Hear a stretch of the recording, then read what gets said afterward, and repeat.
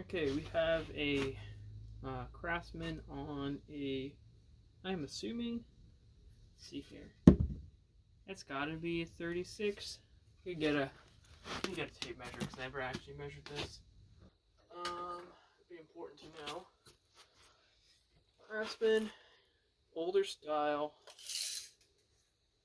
Yeah, it's 35. Safe to say 36. I guess this head must be heavier. I never actually really checked. This was a quick purchase from the flea market. I went to my guy who usually buy my axes from, and see the problem with this week's flea market was it wasn't as busy, so there was not a lot of people there. So I ended up like not getting much. I found a cool wrench, nice. That's nice. Um, yeah, I didn't end up with much. I almost bought a Woodings Verona, but I absolutely did not feel the need to go get that. So, and then yeah, it was just like a Woodings Verona. I wouldn't have bought it just because their axe style is more of a splitting axe than it is a felling axe.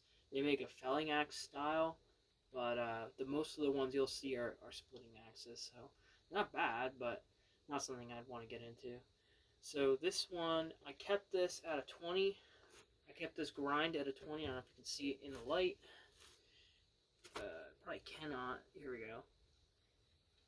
And it's still pretty rough. And I was going to use a stone. It's been soaking. I have a. If you ever go on YouTube, check out a guy named Skillcut. He took a water stone and turned it into an axe puck, and that kind of set me on my whole wanting to do that on my own. So I started making my own. I've made a couple. I've tried a couple axe pucks. You know, axe pucks usually go from 120 to 320. The Norton makes one. It goes from 120 to 600, which is not bad. And this is a King Waterstone. I bought it off the Woodcraft site. It was $20, so I didn't spend much, which I was really happy with that. And I got this is 250 and 1,000, so it's pretty much covers your bases. And so I'm going to take off the rough marks and sort of shape it with 250. The only downside of this stone is that it's very cheap, but because it's very cheap, it cuts very fast, so it's going to be nice. So I figured to record that, and then see if I can move the camera over and chop up the log. So.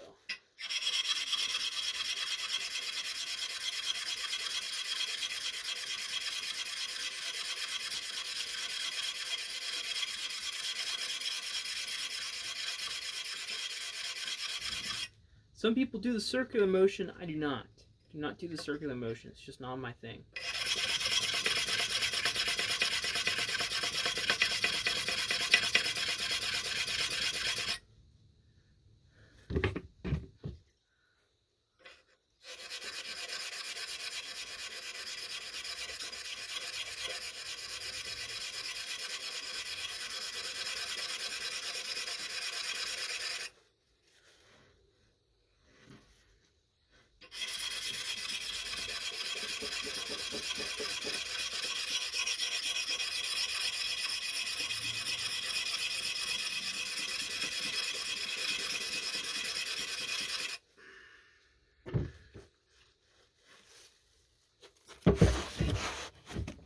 Kind of got to get this on a better angle, so hopefully.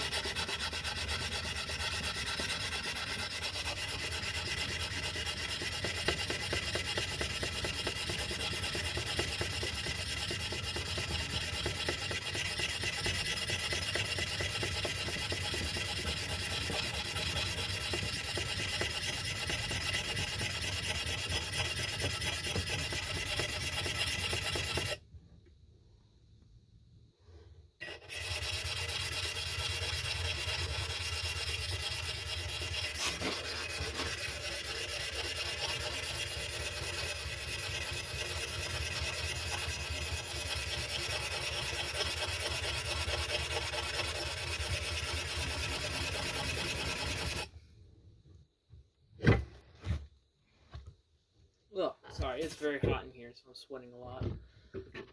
So we've taken out most of the deep cuts. I think I'll move over to the 1000. So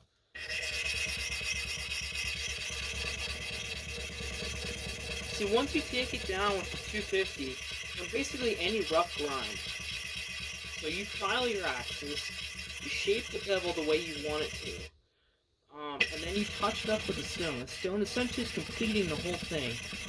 You can't have too rough an edge. You want to be able to cut into the wood with a fine bevel. And that fine bevel really just does it a little bit extra. It leaves a rough bevel leaves too rough a finish on the wood.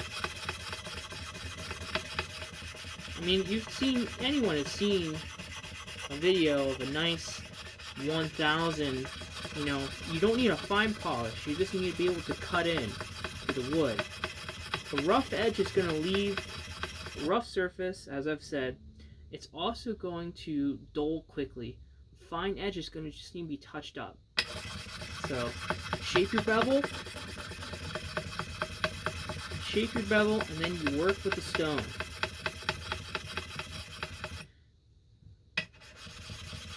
And really, some people are going to ask, at some point in my life, people are going to start asking, what kind of file do you use for your axes?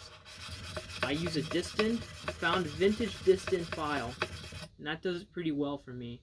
I use whatever I have. I collect a lot of files too.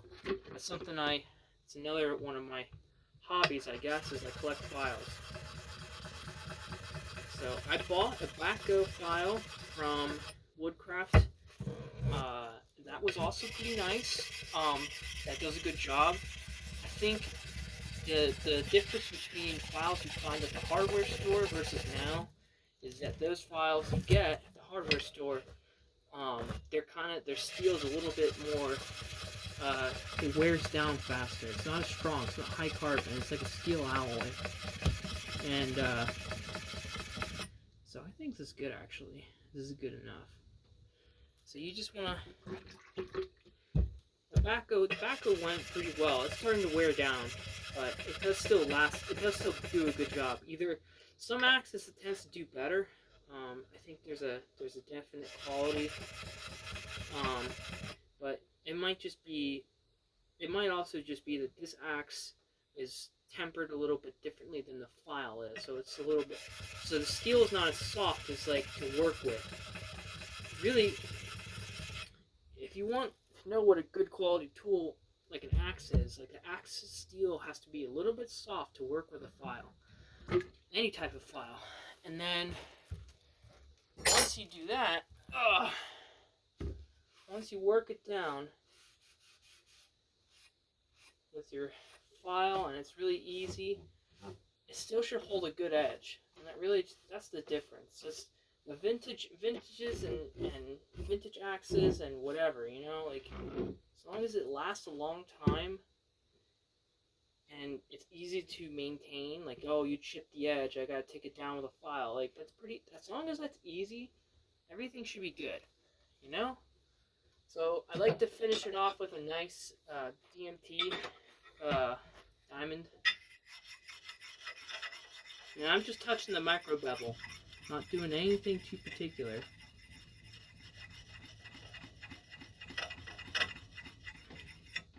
Okay.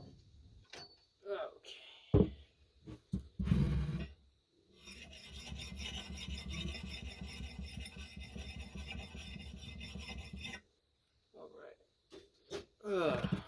And here we are. The thing with the Waterstone is that it leaves a very weird slurry on it, and that's really the thing with all Waterstones. Natural Waterstones tend to work a little bit differently, but for this stuff, your axe isn't going to look as good. That's just the case. Unless you decide to do the extra like I'm doing here and kind of touching over the whole bevel with your strop, polishing it.